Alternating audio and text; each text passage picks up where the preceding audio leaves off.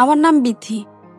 আজ আমি আমার জীবনের একটা গল্প তোমাদের শোনাতে চাই, যে গল্পটা শুধু আমার নয়, আমার আর আমার স্বামী মাহিমের। আমরা 4 বছর ধরে একসাথে আছি। হয়তো বাইরে থেকে আমাদের জীবনকে অনেক সুখের সংসার বলে মনে হবে, কিন্তু ভেতরের কথা তা আর সবার জানা হয় না। আমার স্বামী মাহিম আমাকে ভীষণ ভালোবাসে, এমন ভালোবাসা যা আমি কখনো খুঁজিনি, চাইনি, তবুও সে আমাকে দিয়েছে। অথচ আমি সেই ভালোবাসাকে কখনো গুরুত্বই দেইনি যতটা দেওয়া উচিত ছিল। হয়তো আমি ব্যস্ত ছিলাম নিজের স্বপ্নে, নিজের দুনিয়ায়, অথবা অহংকারে ডুবেছিলাম। তাই মাহিমের প্রতিটি যত্ন, প্রতিটি স্নেহকে আমি অবহেলায় ফেলে রেখেছিলাম। প্রতিদিন ভোরে ঘুম ভাঙার আগেই মাহিম উঠে যেত, রান্নাঘরে গিয়ে আমার জন্য চা বানাতো। তারপর ধীরে ধীরে এসে বলতো, বিথি, তোমার জন্য চা এনেছি, উঠে বসবে? আমি বলতাম, রেখে দাও টেবিলের ওপরে, পরে খাবো।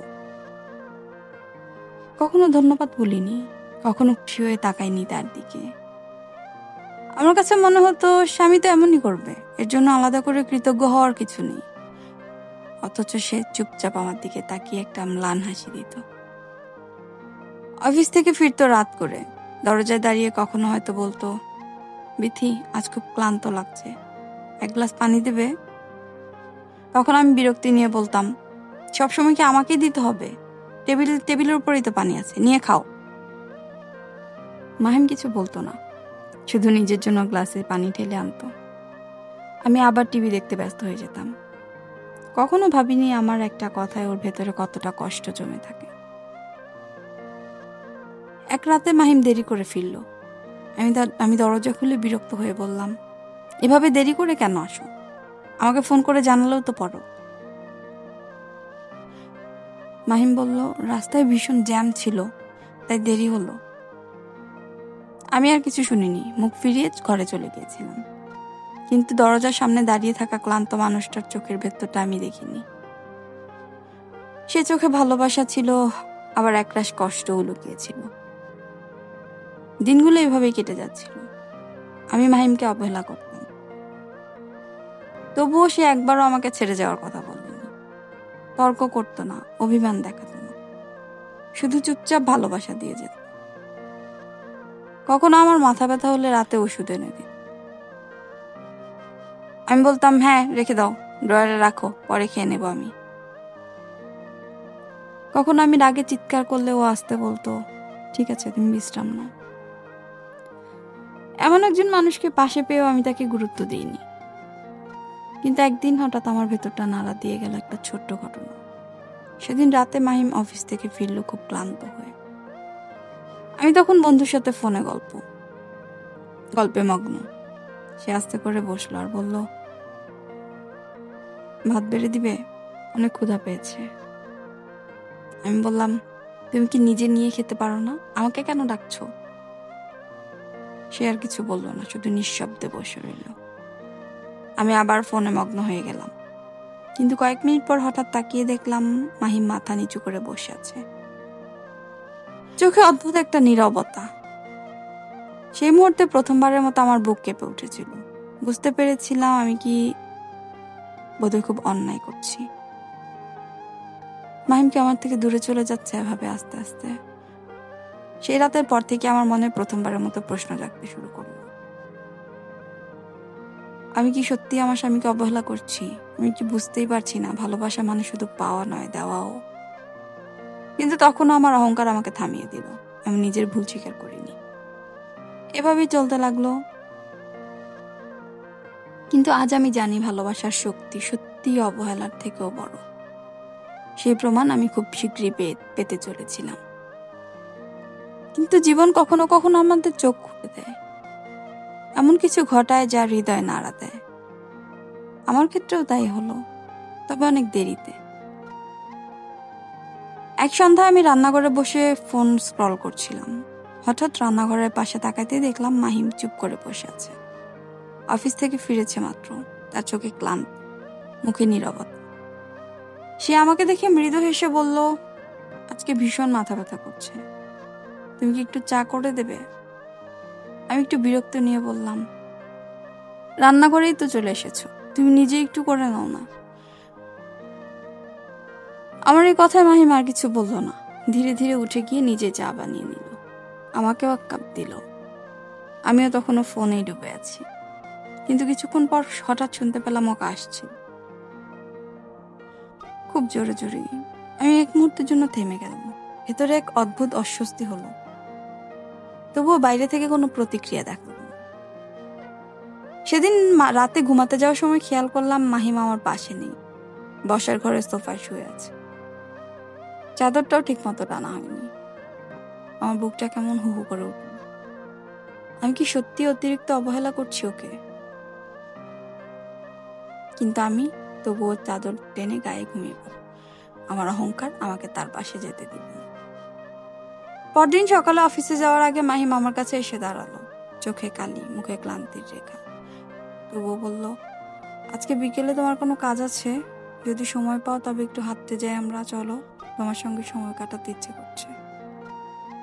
আমি তখন বললাম, না না, আমি ব্যস্ত আছি, বন্ধুরা আসবে বিকেলে আড্ডা দেব, তুমি একা চলে যেও। ও এক মুহূর্ত থেমে আমার দিকে তাকালো, সে চোখে গভীর এক অভিমান ছিল, আবার ভালোবাসাও ছিল। তারপর আস্তে করে হেসে বলল, ঠিক আছে, তুমি থাকো, এবং চুপচাপ অফিসে চলে গেল।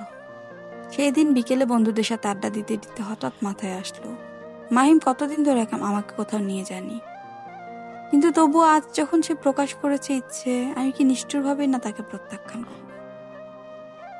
বন্ধুরা চলে যাওয়ার পর খালি ঘরে বসে থাকতেই বুকের ভেতর অদ্ভুত এক শূন্যতা কাজ করছে আমার।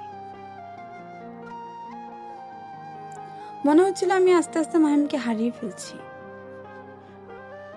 এরপর দিনগুলো চলতে থাকলো, মাহিম আর কোনো অভিমান দেখায়নি, কোনো ঝগড়া করেনি, শুধু নীরবে নিজের মতো করে চলেছে।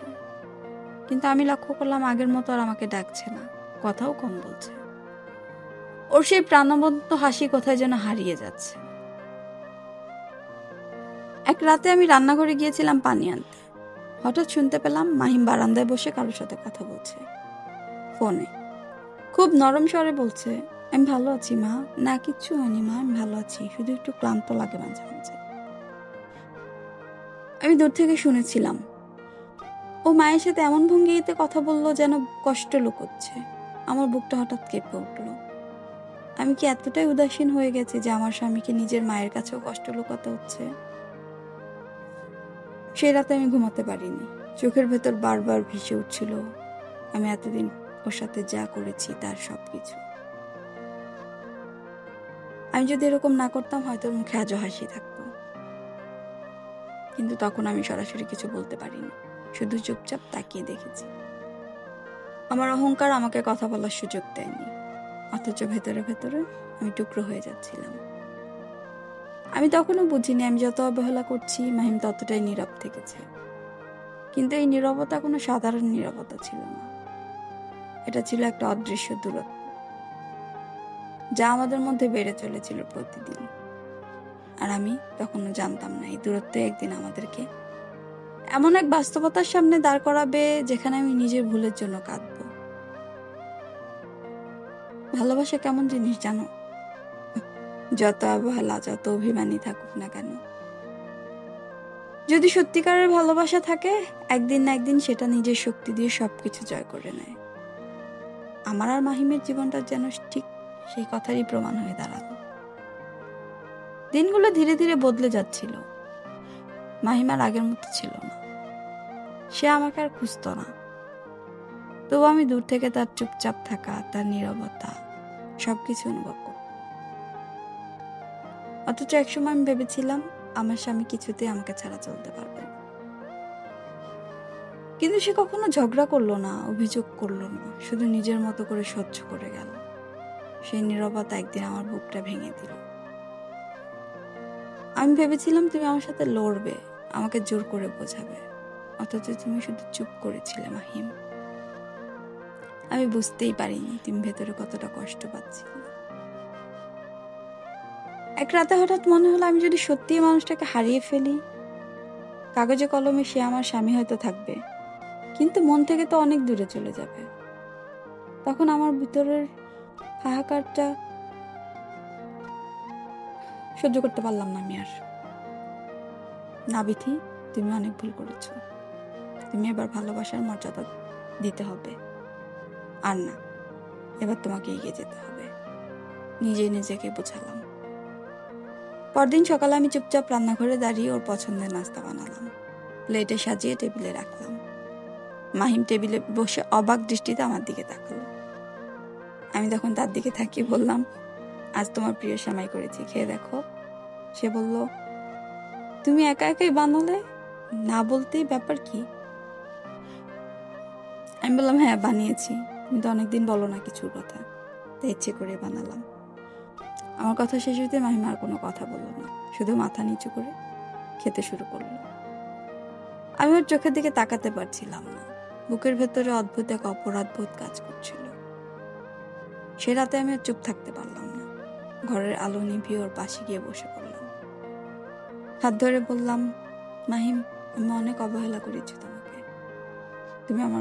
আমি তোমার প্রাপ্য সম্মান তোমাকে দেইনি, অথচ তুমি কখনো আমাকে ছেড়ে যাওনি, দূরে ঠেলে দাওনি, খারাপ ব্যবহার করোনি।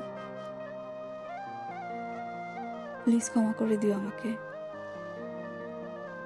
আমি ভেবেছিলাম সে হয়তো কিছু বলবে না, কিন্তু হঠাৎ সে আমার হাত দুটো শক্ত করে ধরল আর বলতে শুরু করলো, আমি কখনো তোমাকে ছেড়ে যাব না, যেতে চাইও নি কখনো। তুমি আমার জীবনের সবচেয়ে বড় অংশ। তোমার অবহেলা কষ্ট দিয়েছে, কিন্তু আমার ভালোবাসা তার থেকেও বড় ছিল। তখন আমি বললাম, আমি তোমাকে প্রতিদিন নতুন করে চাই মাহিম। এবার থেকে আমি শুধু তোমার ভালোবাসাটুকু আঁকড়ে ধরতে চাই। এরপর থেকে আমাদের সম্পর্ক যেন নতুন করে শুরু হলো। আমি প্রতিটি মুহূর্তে চেষ্টা করতাম তাকে বুঝতে, তাকে বোঝাতে যে সে আমার কাছে কতটা গুরুত্বপূর্ণ। আর মাহিম, সে তো আগেই আমার, শুধু আমি দেরি করে ফেলেছিলাম। ভালোবাসার শক্তি আসলে অবহেলার থেকে অনেক বড়। আজ থেকে আমরা আবার শুরু করলাম একেবারে নতুন করে। জীবনে যত ভুলই হোক না কেন, যদি মন থেকে ভালোবাসা থাকে, তবে সেই ভালোবাসাই সবকিছু মুছে দেয়। আর আমি নতুন বিথি হয়ে আবারও মাহিমকে পেলাম। আমাদের চ্যানেলের গল্পগুলো আপনাদের ভালো লাগলে অবশ্যই লাইক, কমেন্টস এবং শেয়ার করবেন। আর অবশ্যই সাবস্ক্রাইব করতে ভুলবেন না। ধন্যবাদ।